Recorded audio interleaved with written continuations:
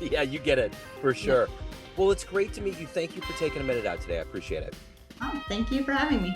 Absolutely. So before we get into your life as a physician, I want to know 4 years ago, you know, COVID began and it really went through the medical world in a very specific way, different than any other industry.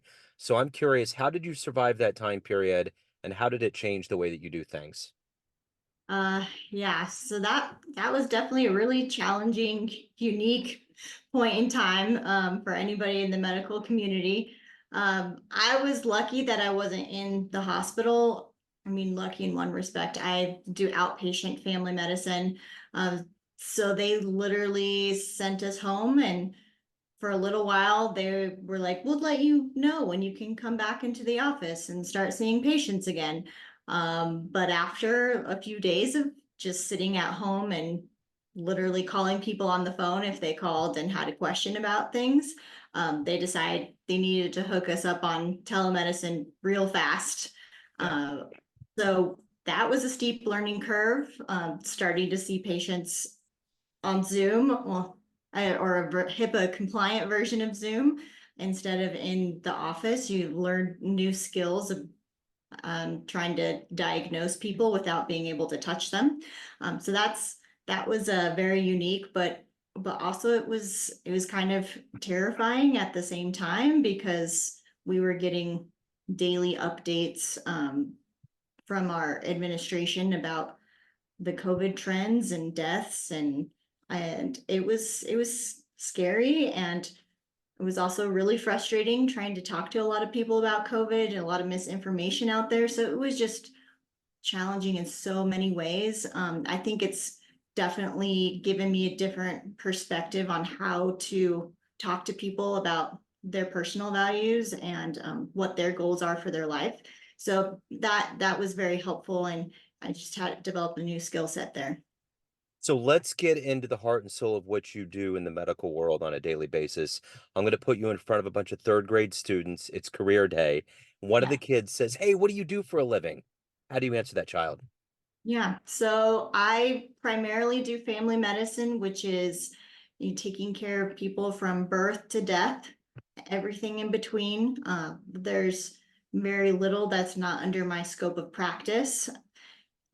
Don't do surgery, although there's people in very rural areas who do train in family medicine who do very minor surgeries, but I have never trained in that, thankfully, because I don't want to cut people open. Yeah. Um, but other than that, anytime somebody has a cough, cold, chronic illness, that's under my scope. So what did you want to be in the third grade? Was your dream to always become a doctor, or what did you want to do? Pretty much. I always wanted to be a doctor. There was a very short period of time when I was probably in kindergarten where I wanted to be a whale. Um, that was my only other career aspiration I ever had. And then when I learned that whale was off the table, I decided to be a doctor. Nice. So let's go back to your childhood and how these seeds of wanting to get into medicine became who you are today. How did that evolve and begin? Well, I think that most people who go into medicine just really like taking care of people and caring for people. So I always had that aspect about me, even from a young child. I definitely, anytime somebody had a cut, I was the first one there trying to clean it out and put the band-aid on. So that just kind of evolved into wanting to take care of people in all aspects of their life. So, all of us, most of us have experience of going to a doctor's office and we have this perception of what it's like and what's going on. What happens behind the scenes or in general in a practice that maybe the public doesn't understand about the way that medicine is delivered? Yeah, so that it's kind of like the iceberg. What you see is just the very, very tip of it, because behind the scenes, every time somebody comes into the office, there's work that's generated from that visit on the back end. A lot of times when you go in to see the doctor with a problem and they order tests or labs, they have to interpret those on the back end. After they receive the results, they have to decide what they're going to do about it. They have to reach out to the patient about what the next steps are. There's documentation, there's dealing with all of the insurance company issues that Yeah. integrated. So the frustrations that people have, their insurance won't cover this test, they won't cover this medication. We get that information, but magnify it by 1,000 because my patient empanelment is about 3,500 people that I'm responsible for their care, and I supervise two physician's assistants. So anytime that they need anything, I have to help them manage their patients too. So it's it's just magnified by so much more than what you see in Yeah, my. I can only imagine. And I would imagine it probably versus the beginning to now, the litigious nature of things that can happen and the checks and balances and just making sure that, there's everything is done in the best possible way because we do know that people out there are willing to complain and there's always, I mean, how much of that has increased over the years? A lot, and people are also a lot more knowledgeable now than they Yeah. were 20, 30 years ago.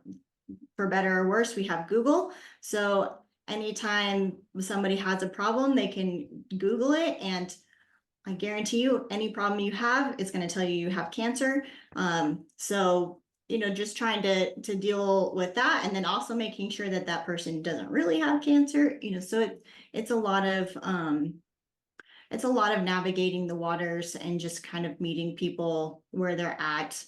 And a lot of times when people come into the office, they're scared. So you want to listen to them and get to the root of what their actual concern is, and figure out a way to reassure them, or come up with a plan that evaluates their problem and makes them feel better. So there's a lot of litigious nature and a lot of knowledge out there and information for people. So you really do have to navigate all that a lot more than you did in the past. Sure. So who's been a hero for you? Who's been an inspiration for you in your career? Um, I've heard you ask this question on other podcasts, and I've tried to think about it. And in my career, I don't know that I have somebody who is I could really point to as saying that's the person who guided me.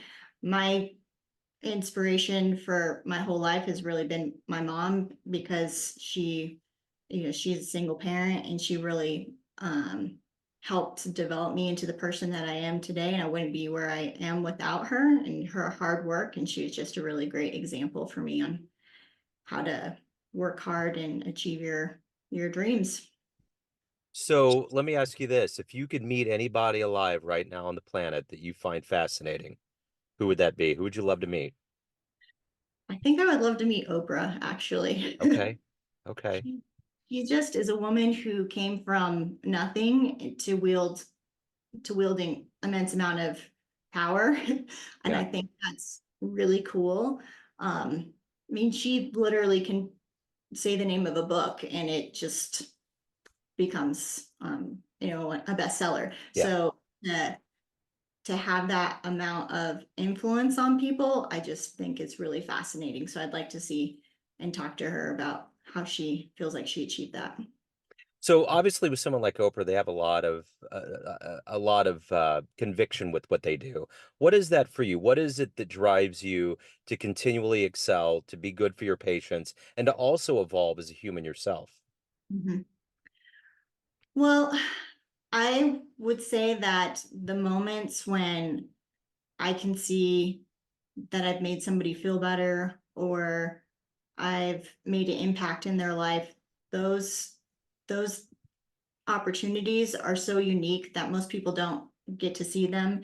And I feel really privileged every time that happens, and it makes me feel really good. I've had a lot of times in my career where I've you know, literally saved people's lives or made a huge difference in um, their life going forward. And the the joy and relief and gratitude that I see on their faces and from their families is it's what makes me keep moving forward and trying to be better and working hard. So, of all of the thousands of patients you have now, and obviously all the ones that you've seen before, is there one case where it was just one of your favorite client success stories? Um, I have a lot. I Yeah. have a lot. There's one, and I think I can say this.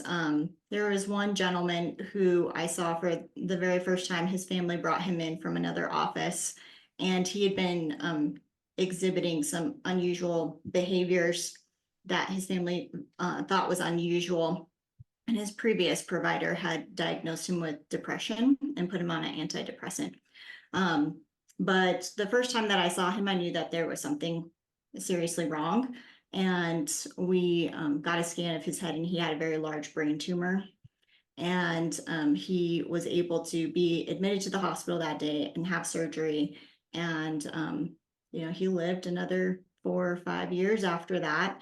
And every time that I saw him, his family just said every time how grateful that they were that I actually, took a little bit of extra time to listen. And they had they had a shrine for me in their house.